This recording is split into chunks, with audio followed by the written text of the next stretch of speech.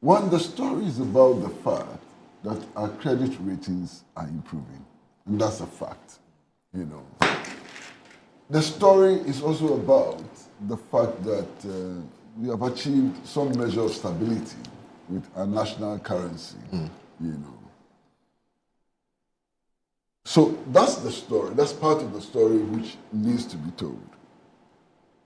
I'm not very happy when Africa and Ghana are seen just as markets. We are not just markets. We are human societies with all the different dimensions. And that is how we have to encourage countries to deal with us.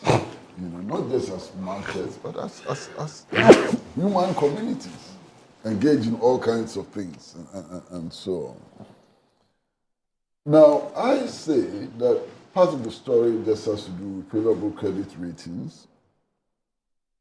The next question to ask is, what value do you put on these credit ratings? And if you put any value on the credit ratings, how do you use them in order to ensure that our people have access to potable water? Yeah. Access to electricity is expanded. There's improvement in healthcare and so on. Those are the substantial questions. Okay? So, in a lot of ways, it's not just about how much so-called investment is coming into the economy, but it's about how that is going to impact on the lives of your people. And I want to have that conversation perhaps at a later stage. You know? I do not want to make a lot of comments on this matter. You know, I mean, yeah, and perhaps just to add, right. My good friend Egyapa raised the question of the 24-hour economy. Yeah. It's not a subject that I've studied in detail. Okay. But at least I do know that the Ports and Harbours Authority has announced that it is starting to operate on a 24-hour basis. We know that is a fact. We know that the DVLA has also announced plans to enable it to operate on a 24-hour basis and so on. So we know that there are a number of institutions which are moving to a 24-hour. There's been the passport office. The passport office and so on. So these are facts, you understand. So I'll end it here. Okay. I'm not so sure whether announcements in themselves are good enough. I haven't heard anybody go to passport processing center at 2 a.m.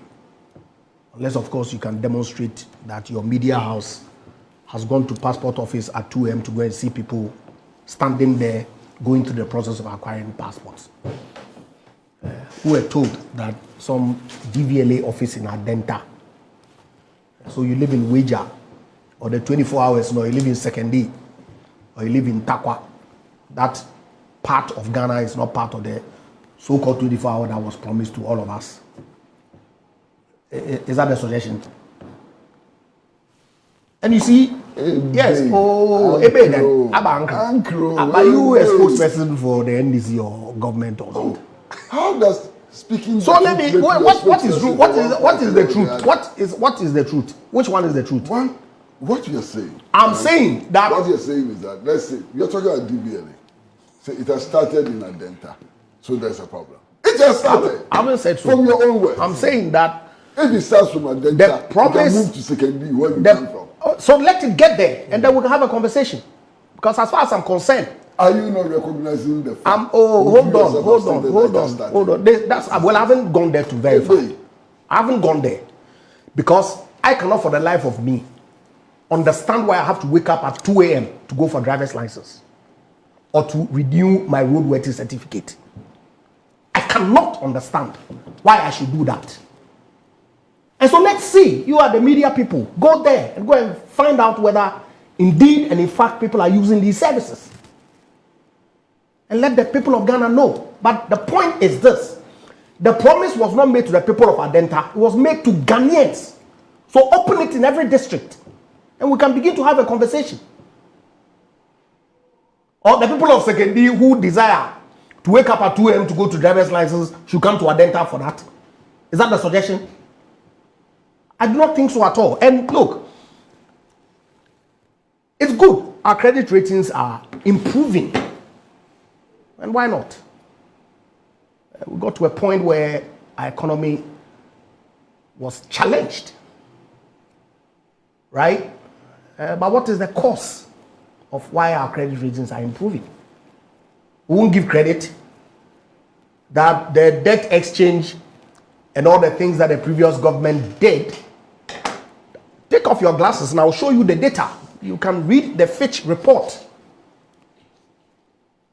Basic search.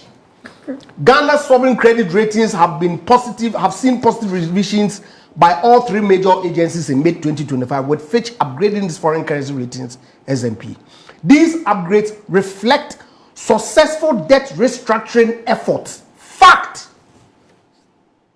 Sure, you've seen the document. But what were we told? And the debt restructuring, was it Akufo-Addo debt? Was Ghana's debt? Was it necessary? Certainly.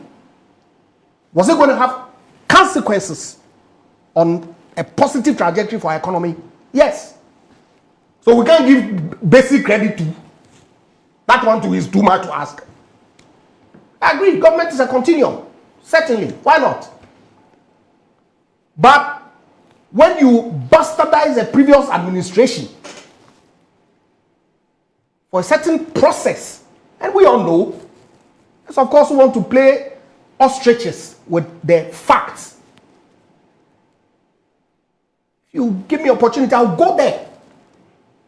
Because I do not, for the life of me, would ever give him the opportunity. Would never ever accept that Akufo-Addo administration mismanage our economy, like we were told in the run-up to the 2024 general elections. Never, because the facts don't support it. Why? When we came into government, we inherited issues. Major ones were the energy and the banking sector. They were not programmed. The government had to deal with it. How are you going to deal with it? Government had to go and borrow to deal with those problems. Then you get a pandemic that hits, compounds your problem. So you sit back and say, okay, let's take remedial action to try and build back on the pandemic that has compounded our problems. You bring a budget to parliament, you bring revenue measures, you approve the budget, you approve the appropriations, and you say you approve the revenue measures that would go to implement the budget. There will be consequences in breach of Section 22 of the Public Financial Management Act. Why, you haven't seen it? It had consequences. You saw the flight. We saw it. Then Russia hits. It didn't impact us. You are an import-dependent economy. Your freight cost moves from average 2,500 to in excess of 12. What was going to happen? Inflation balloons. Finally passed the act 3 or 4 months after. When you have already breached the law and the consequences have already started visiting you, say it's mismanagement. There was a clear commitment not to go to the IMF. But the circumstances that we found ourselves in at the time required that that decision be taken. The president took it. The result was that you needed to restructure all your obligations. I've worked in a bank for 7 years. I was there with your niece Ophelia at First Atlantic. So I'm just telling you, and restructuring of obligations is not a crime. It's not mismanagement. We did it. It came at huge cost to the government. People suffered. Pensioners, we saw them. People have investments that to date, they can't even liquidate all of it. That was necessary. And the dividends of those difficult decisions is what we are seeing today. That one we shouldn't say it. We shouldn't. Oh, Kwesi, my madam. So all of this, what is it in response to? Moro. Because I'm lost. Well, how are you lost? Hold on. First of all, my brother, I just noticed something very interesting, which is not substantial. But your pronunciation of consequence has changed. The consequence. Yeah. That's how I pronounce it all the time. No, I've known you for some time. What is happening to you? I've been eating a bofungati. Now he says consequence. Hey, my brother, no problem. That's by the side. And you know, obviously, it wasn't just the way he pronounced it. Yeah. But it was also how he opened his eyes. And some of my viewers are complaining that they feel intimidated. So he should tone down small. I apologize. Yes, and you know you're very good for Robert Coleman. So say you are intimidating him, so he should relax small. Yes. No, it was when he got to the pronunciation of the word consequence. No, relax. No problem. Anyway, and I'm not coming here again. Yeah, okay. No, please do come. Especially with this man to my right. No problem. All right. No, I mean, Egyapa, my friend, I think you have a right. Nobody is going to begrudge you to question the collective wisdom of the people of Ghana as expressed in the election results of 2024. You are now twisting the issue. What has my view got to do with questioning the collective wisdom of the people? The people made a vote. I voted too. Agreed. Except that I wasn't part of the 57 or so percent.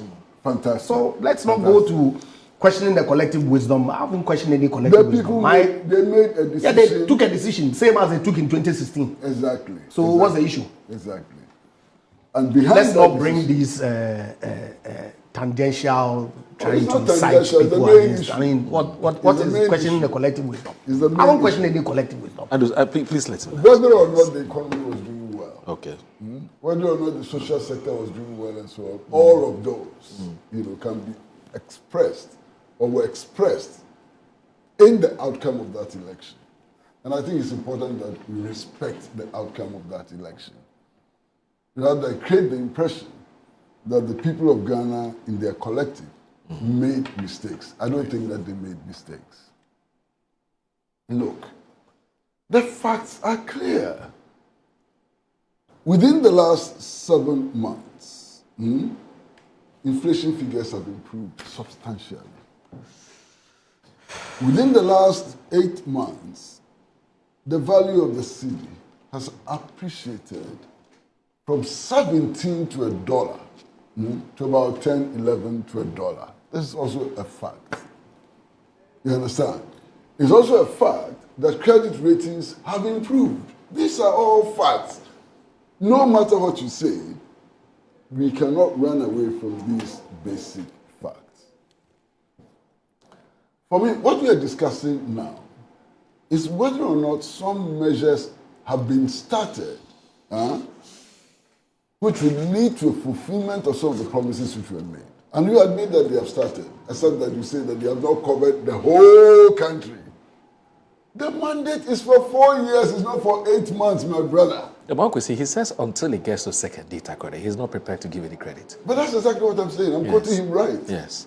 That it may have started, but it hasn't got into second data credit, and therefore there's no credit. Yes. No problem with that. I have nothing more to say, my brother. Okay. Let's move on. All right.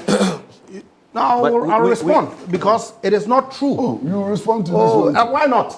Okay. Why? Exchange rate was not 17 cedis in January. You see the consequences of what we are doing? Exchange rate was not 17 cedis in January when the Akufo-Addo administration... 14.7. Thank you. So let's not talk 17. Because that's not true. Yeah. Yes, it got there at a point. At some point, yes. Oh, so now you admit that it got there. But see, it did get there. No doubt. Well, we are all living here. And now, how much is it? Well, it's 11. And is that not an... No, it's but of course, I agree that...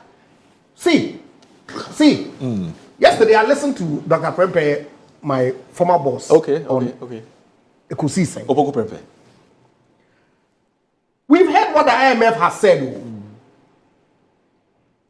We know what the finance minister himself projected in his budget the cedi exchange rate and its consequences on revenue. Hey, you are repeating this word. Oh, My friend, you are repeating this word.